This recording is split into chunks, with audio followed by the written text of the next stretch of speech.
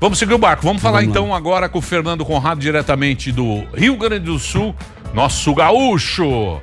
Vamos falar do que hoje? Quem puxa? Marinho puxa? Vai, Quer puxar, Marinho? Hã? Quem puxa? Zuzu? Podemos puxar. Vamos lá, eu quero saber, puxar. rapidamente. A gente falou da pesquisa. Tudo bem, Fernandão? Como é que você tá?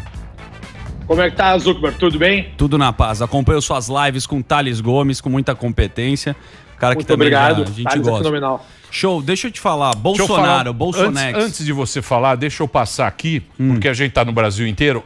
O quente dele é no Instagram. Tá. O Instagram que ele tem. É Instagram, né? Lives, YouTube também, um Isso, canal. é que o Instagram aí você precisa apertar pra ver inteiro, porque ele para na Lá no metade. IGTV, né? Isso aí. Qual Então, que é teu Instagram, cara? Fernando Conrado, Exato. arroba. Muito obrigado, Emílio. É Obrigado. isso aí. O que se Exatamente. deve, querido Fernando, à popularidade de Bolsonelson, que voltou a despengar? Ele tá com 30% agora, tem uma pesquisa do Paraná, e a gente discutiu aqui várias vezes. Você que manja, por quê? Porque ele não tem concorrente. É muito simples. No Brasil, o Bolsonaro ainda não tem concorrente. A gente vive uma crise de representatividade já há alguns anos por aqui. A única figura que está conectada mais com o centro da realidade e com o espectro mais conservador é o presidente Jair Bolsonaro. E dentro disso, enquanto não aparecer uma outra figura nesse espectro, ele vai correr livre, leve e solto e vai estar sempre no primeiro lugar nas pesquisas. Essa é a minha visão muito clara. Então, mas você acha que é só falta de concorrência? Ou é porque a galera gosta dos milico? Ou é porque o Bolsonaro, quando ele começou a pandemia, ele ficou com o negócio da cloroquina, ele falou que a economia era muito importante e o povão sabe que realmente é importante a economia, porque não tem uma graninha guardada. Você acha que é o que está por trás disso? Ou você acha que o cara quer mudar o Brasil mesmo e está dando mais uma chance para o Bolsonaro? Porque o Bolsonaro, dia e noite, é queimado o tempo inteiro, né? O tempo inteiro o Bolsonaro. Você acha que é só a falta de uma outra figura? Ou você acha que tem mais por trás disso? É que, na realidade, Emílio, quando eu falo nesse gap aí, nessa grande lacuna de representatividade que a gente vive, o Bolsonaro acaba alentando os sonhos de todo cidadão de classe média no Brasil. O que o cara quer? O que o cara sonha? Poder ter uma casa própria, poder ter dignidade no seu emprego, que os seus projetos caminhem adiante, que a sua família se torne segura. Então, esses sonhos da classe média, eles são representados através do Bolsonaro. Quer queira, quer não, a nossa economia se estabilizou, a gente conseguiu sair no ano passado, criou muita expectativa, inclusive na classe média brasileira. Esse ano, por conta da pandemia, a coisa desgringolou um pouco, mas o Bolsa de Valores aí já ultrapassa novamente os 100 mil pontos, isso aí é um ótimo indicador.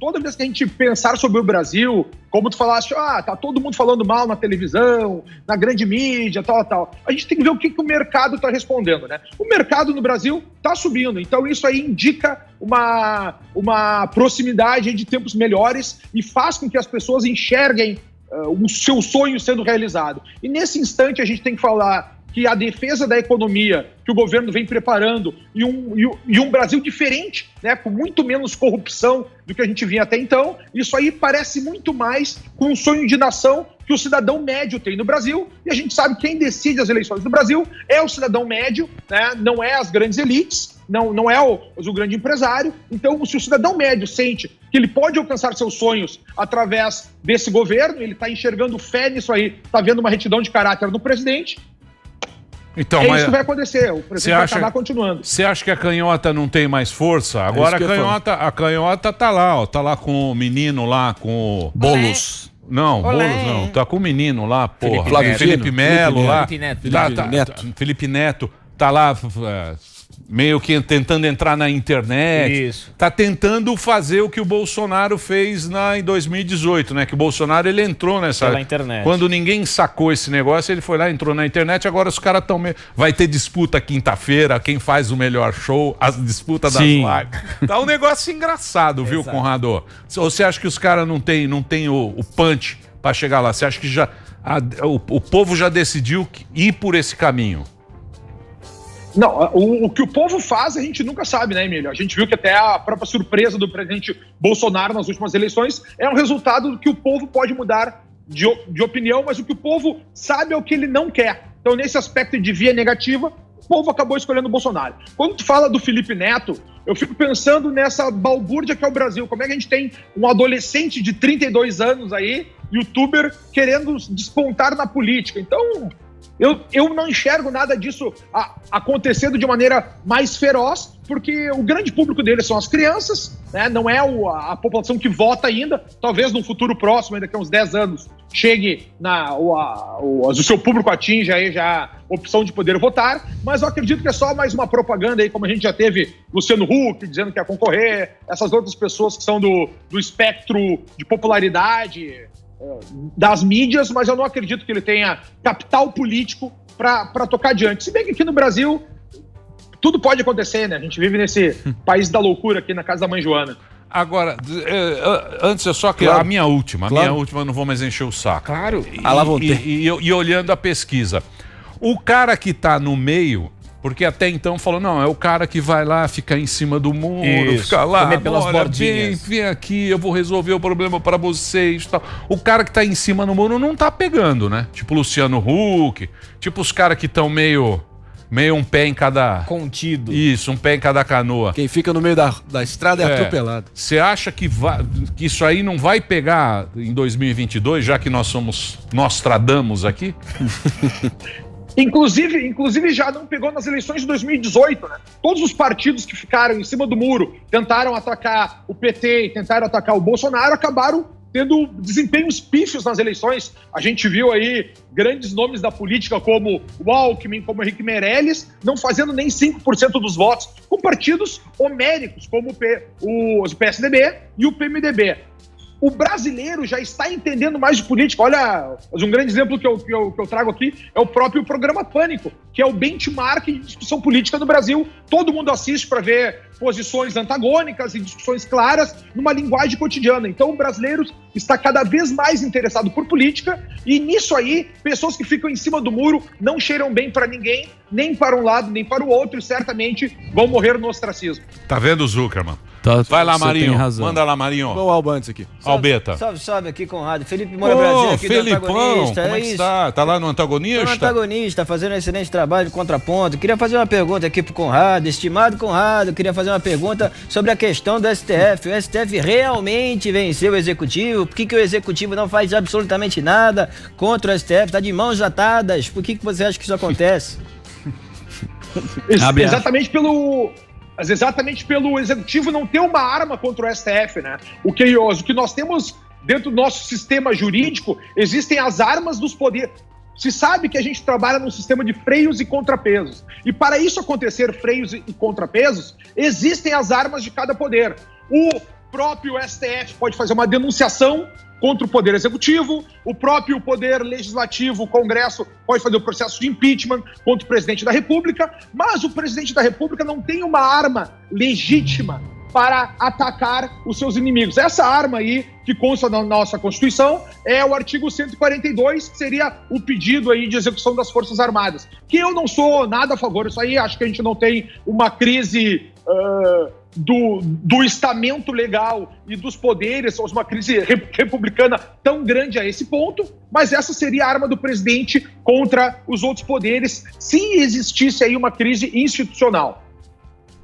Bom, Conrado, um vídeo seu que eu assisti recentemente, você falou com muita propriedade e que deu uma injeção de ânimo, foi o avanço da vacina de Oxford e os desdobramentos dessa vacina. Mas, além disso, eu queria que você comentasse também, ontem uma declaração que repercutiu muito foi a estreia do Alexandre Garcia na CNN, onde ele disse que o caso específico, isolado do presidente ter se curado em quase 2 semanas utilizando a cloroquina, que ele seria a representação, a personificação de que a cloroquina realmente funciona. Mas aí eu te pergunto, o estudo realizado com 667 pacientes, publicado na New England Journal of Medicine, por exemplo, as pesquisas feitas pelo Sírio-Libanês, no Einstein, no HCOR, no Oswaldo Cruz, na Beneficência Portuguesa, alegam que é o contrário, que a cloroquina não tem um impacto tangível, concreto, para solucionar a questão do coronavírus. Como é que você tem enxergado essa situação? E esse estudo ao qual tu te refere, Marinho, é o Coalizão 2. Inclusive, um amigo meu participa da gestão, o Hospital Moinhos de Vento de Porto Alegre está junto nessa pesquisa. E aquela publicação ali é o Coalizão 2, já algo ultrapassado. Ou seja, são em pacientes que estão internados no momento inicial. O que está acontecendo, a grande pesquisa do qual a gente está esperando um resultado já faz mais de um mês, é o estudo chamado Coalizão 5. No Coalizão 5, a cloroquina está sendo utilizada em pacientes em casa, em pacientes que não precisam entrar no ambulatório, né? Que não precisam chegar no hospital. Essa sim é a resposta se a cloroquina funciona de uma maneira preventiva, se ela pode ser utilizada direto nos primeiros dias e com melhor resultado. Quanto a essa questão política da vacina e da cloroquina, a gente sabe que só acontece nos países que têm essa discussão política, essa divisão política muito clara. Em todos os lugares do mundo, aí onde a gente viu, o pessoal utilizou a cloroquina nos momentos iniciais e tiveram um ótimo resultado. Eu não estou aqui defendendo uma posição, defendo o medicamento, não, isso aí, os médicos que devem ter a preocupação em se precaver e fazer esse cuidado da população, mas como eu faço lives infinitas no meu Instagram ali, como vocês mostraram aí, pessoas do mundo todo, a gente conversa com pessoas do mundo todo e médicos do mundo todo, e eles seguem o protocolo da utilização da cloroquina. Obviamente que a mídia pegou agora esse estudo que foi recém-lançado, mas já é um estudo antigo, a produção dele já é antiga aqui no Brasil, chamado Coalizão 2, e estão dizendo que a cloroquina não funciona. Vamos aguardar agora o Coalizão 5, que esse é o que vai dizer se a cloroquina funciona nos estados, no estágio inicial, na casa das pessoas. O meu único medo é que esse estudo só chegue ao grande público depois que as vacinas já forem eficazes aí. Isso é o que realmente me preocupa. O que a gente vê, né, os caras que eu conheço aí, o cara chega ao médico, ele manda lá azitromicina, hidroxicloroquina, ele faz um coquetelzinho e fica em casa. E aí fica medindo o negócio, vai saber. Mas isso aí é sintomático, né, Emílio? Da guerra, a gente está imerso no ambiente de guerra de narrativas, né, para tudo. É isso aí. O que você achou lá daquela... Tem uma campanha de fake news que até você já falou. O Átila lá, o biólogo. News. Né, que ele amigo falou... do amigo do Sami. 1 milhão de mortes. O Sami tá quieto, hein? Eu tô triste com o negócio do Rodrigo. Eu tô muito... Bateu mal isso também. O que você achou dessa notícia? Quando o cara produz também esse tipo de conteúdo do outro lado, como é que você reage? Cortou completamente a nossa conexão aqui, eu não ouço vocês, não ouvi a pergunta. Vou repetir, o Átila, né, o biólogo, ele fez aquela previsão lá, 1 milhão de mortes, né, não era isso? Esse conteúdo. Sim. E agora tem uma campanha de fake news que denuncia ele. O que você acha do conteúdo dele, você que rebateu tanto do outro lado? Caiu. Bom, essa é a pergunta que eu não deveria ter feito. Não, responde você mesmo. Eu vou responder a própria pergunta, né? Responder. Eu acho que quando ele fez o primeiro vídeo, eu fiquei muito assustado que ele começou a falar baixo. Mas isso não foi, isso foi o estudo do Imperial. O Átila, até onde eu sei, não fez estudo nenhum. Ele lê, faz uma análise que às vezes eu acho que ele tende para os mais catastróficos e divulga. Mas até onde eu sei, ele nunca fez estudo sobre o Covid, ele mesmo. Ele replicou. Tá lá. Estamos com Conrado da Pode ouvir? O estudo que o Átila faz esse comentário lá, foi o primeiro dele ainda do Imperial College. Engraçado que ele errou o estudo por 10 vezes, né? Ele falou que ia morrer 1 milhão de pessoas no Brasil e até agora a gente não atingiu ainda 100 mil pessoas. Obviamente que é triste, a gente teve agora a notícia do falecimento do apresentador, acabamos de receber isso aí. Choca todos nós conhecemos alguém que teve contato com a doença, algumas pessoas que vieram a falecer, mas dentro desse cenário não é tão catastrófico quanto nos falaram. E o que a gente tem noção, que a gente acaba enxergando a partir de agora, é que ninguém sabe muita coisa, né? A ciência que puxou para si essa responsabilidade acaba não trazendo informações muito claras, como agora eles estão informando que a doença não é mais sazonal, antigamente diziam que era sazonal, dizia que não ia passar para as pessoas, agora passa para as pessoas, tem que usar máscara, não tem que usar máscara, a gente está sempre numa grande guerra de informação aí, e eu acredito que quem tem que dar o passo adiante disso aí são os médicos com a sua autonomia para atender a cada paciente e dizer como é que eles devem trazer a informação aí. É isso aí, o médico que está lá na trincheira fazendo o trabalho dele. O cara que pesquisa. Exatamente. Conradão, obrigado, meu velho. Mais uma vez vou passar aqui, ó. É lá no Instagram, onde ele tem mais atividade, Fernando Conrado. Você entra, é @Fernando Conrado, ele sempre tem convidados. Lives. É muito legal o trabalho dele. Espero que passe logo aqui para você vir aqui um dia almoçar na Dirce com a gente, trocar uma ideia ao vivo, tá? E obrigado aí pela sua... questão. Muito obrigado. Legal. Obrigado pros senhores aí, fiquem com Deus. Valeu, e obrigado aí pela sua participação nesse nosso papo aqui no programa. É isso aí, bicho? Boa.